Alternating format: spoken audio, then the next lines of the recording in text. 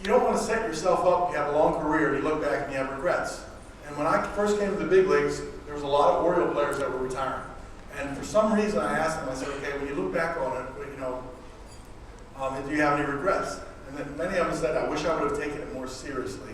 I wish I would have played more, you know, because then you realize at the end that you just can't go back and replay it. So it always stuck in my head saying, well, I'm not going to set myself up for those regrets. And being an everyday player, getting a chance to play, and starting my career, I sat on the bench and watched other people play for like a month and a half. And I got called up in '81. And I kept thinking, if I ever crack that lineup, I'm not coming out. You know, I don't want to give somebody else the chance. So if you add all those things together, it just happened. You know, so it wasn't a strange answer that says that it just happened, because it really did. My motivation was to be a gamer, to play every day, to be counted on by your team every day. And I physically could do it. And mentally I could do it. And the managers wrote my name in the lineup. And one of the things that people think I had power over the manager, okay? And if that's the case, after the games got up to 1,500 or so, you know, maybe managers felt pressured. But to me, that's sort of a weenie excuse. If you're hired to be the manager and you're making decisions for the benefit of the team, you have to be strong enough to make those type of decisions. And the same managers, created this darn streak. I didn't say, listen, Earl Weaver, I'm playing every single game. Listen, Joe Altobelli, I'm playing every game. They saw value in it and they played me. And I responded, and they like to have me in the middle of the lineup. They like to have me in the field. And all those intangibles I talked about are real.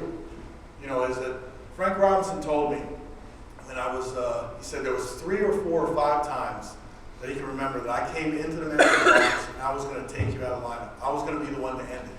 And he said, so then I came in there and I sat down and I started thinking about, I can replace your glove today, I can replace your bat today. He says, but I can't replace all these other things that you do, and nor do I want to. And so he said I had to have that conversation with myself, which I thought that was the highest compliment you could pay, is that you did so many things in the course of the game that now this was too big of a hole to fill with one person. So I never felt pressure to do it until they started making preparations for a celebration. When you got within 1 year of it, 162, I'm thinking, okay, I've done 162 before, so it's feasible. And then once I got down there, all of a sudden there's a finish line, which I never perceived it to be a finish line before. Now all of a sudden I felt like I got to get there for the sake of all these people that are celebrating, and for the sake of sort of history of baseball. So then I felt really weird. People magazine, they interviewed us towards the end, and they were asking my wife all kinds of questions. Okay, do you cut up your husband's food now? Do you take all slippery soap or objects out of the bathroom or something like that, so you won't fall in after those things? So my wife kind of played along with it. She said, yeah, that's good. He has soap on the rope and he's been taking a shower and does all these other things. But people actually thought that you changed your habits. The secret is I didn't change one bit of all the things I did over the years. I built a gym, which I was a fanatic about basketball, and I played basketball 6 days a week.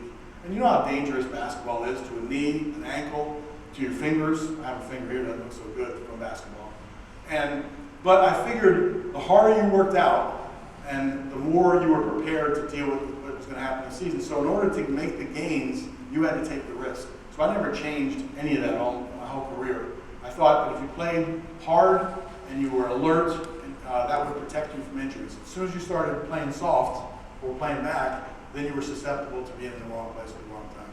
So no, I didn't change anything I did.